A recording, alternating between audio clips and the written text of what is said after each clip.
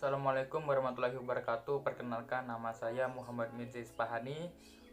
Saya dari Prodi Manajemen Pendidikan Islam atau MPI 2. Di sini saya akan menjawab pertanyaan UTS dari mata kuliah Filsafat Pendidikan Islam.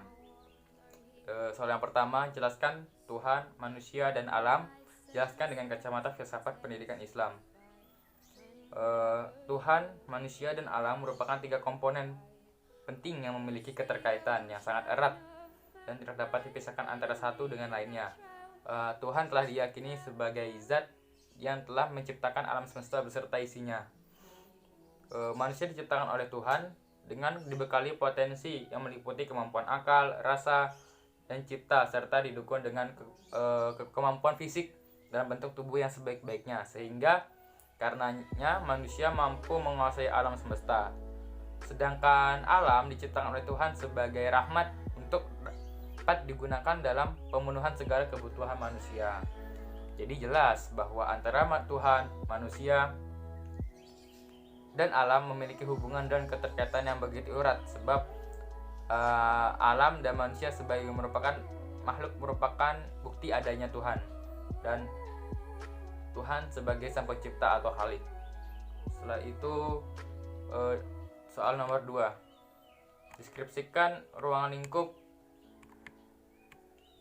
filsafat pendidikan dan jelaskan filsafat pendidikan Islam dari segi ontologi, epistemologi, dan aksiologi. Ruang lingkup filsafat pendidikan Islam itu seperti juga ruang lingkup yang terdapat pada filsafat secara umum yang meliputi kosmologi, ontologi, epistemologi, dan aksiologi. Penjelasannya adalah sebagai berikut. Ontologi merupakan pemikiran tentang masalah asal kejadian alam semesta dan dari mana asalnya, bagaimana proses penciptaannya, dan kemana akhirnya. Pemikiran ontologi pada akhirnya akan menentukan bahwa adanya sesuatu yang menciptakan alam semesta ini. Sedangkan epistemologi merupakan pemikiran tentang apa dan bagaimana sumber pengetahuan manusia diperoleh. Apakah dari akal pikiran, apakah dari pengalaman indrawi, dan apakah dari perasaan atau ilustrasi, dan apakah dari Tuhan. Yang ketiga, aksiologi. Aksiologi merupakan pemikiran tentang masalah nilai-nilai moral, etika, estetika, dan nilai religius dan sebagainya. Menurut filsafat, aksiologi mengandung pengertian lebih luas daripada etika atau nilai kehidupan yang bertaraf lebih tinggi. Yang ketiga, jelaskan aksiologi yang mengandung pengertian lebih. Yang ketiga, jelaskan perbedaan antara filsafat pendidikan Islam dan pendidikan filsafat Barat dalam proses belajar mengejar, konsep pendidikannya, dan tujuan akhir pendidikannya. Proses belajar mengajar pendidikan Barat, motif dan objek belajar semata-mata masalah keduniaan, sedangkan Islam belajar mengajar tentang amal ibadah berkaitan erat dan dengan pengabdian kepada Allah. Yang kedua, dari konsep pendidikan, Barat pada umumnya tidak mengaitkan pendidikan dengan pahala dan dosa, sedangkan Islam mengaitkannya dengan pahala dan dosa karena kebaikan dan akhlak merupakan unsur pokok dalam pendidikan Islam. Sedangkan tujuan akhir pendidikan, Barat hidup sejahtera di dunia secara maksimal dengan baik, warga negara maupun sebagai warga masyarakat. Sedangkan menurut Islam, terwujudnya manusia sempurna dan paripurna yang pembentukannya selalu dalam proses sepanjang hidup. Soal nomor 4. Jelaskan mengapa guru pendidik agama Islam perlu mempelajari filsafat pendidikan Islam.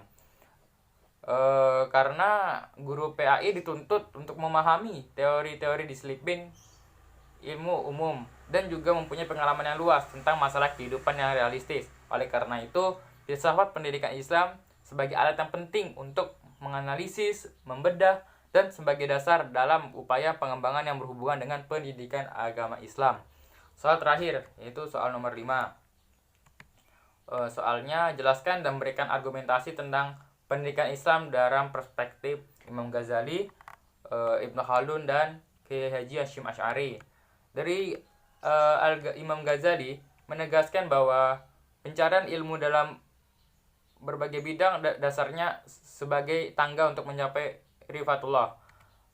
Sedangkan Ibnu Khaldun menganggap bahwasanya pendidikan merupakan hakikat dari eksistensi manusia. Ibnu Khaldun berpendapat bahwa pendidikan adalah upaya dalam memperoleh suatu kepandaian, pengertian, dan kaidah yang baru.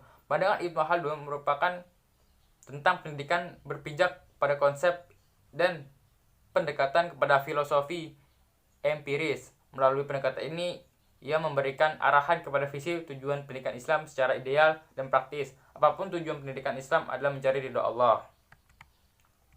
Dalam pandangan Kiai Haji Hasyim Asy'ari, tujuan pendidikan Islam dapat diketahui oleh konsep dasar belajar melalui penjelasan tentang estetika seorang murid yang sedang belajar. Ketika seorang murid sedang belajar dan etika murid terhadap sumber belajarnya, dari ketiga etika ini dapat ditemukan gambaran yang cukup jelas tentang bagaimana tujuan pendidikan Islam dalam pandangan Kiai Haji Hasyim Asy'ari. Dari hal tersebut diketahui bahwa tujuan pendidikan Islam dalam pandangan Kiai Haji Hasyim Asy'ari beribadah kepada Allah atau menciptakan roh yang produktif dan dinamis pada jalan yang benar. Mungkin itu saja jawaban UTS dari saya, kurang lebihnya mohon maaf. Sekian dan terima kasih. Assalamualaikum warahmatullahi wabarakatuh.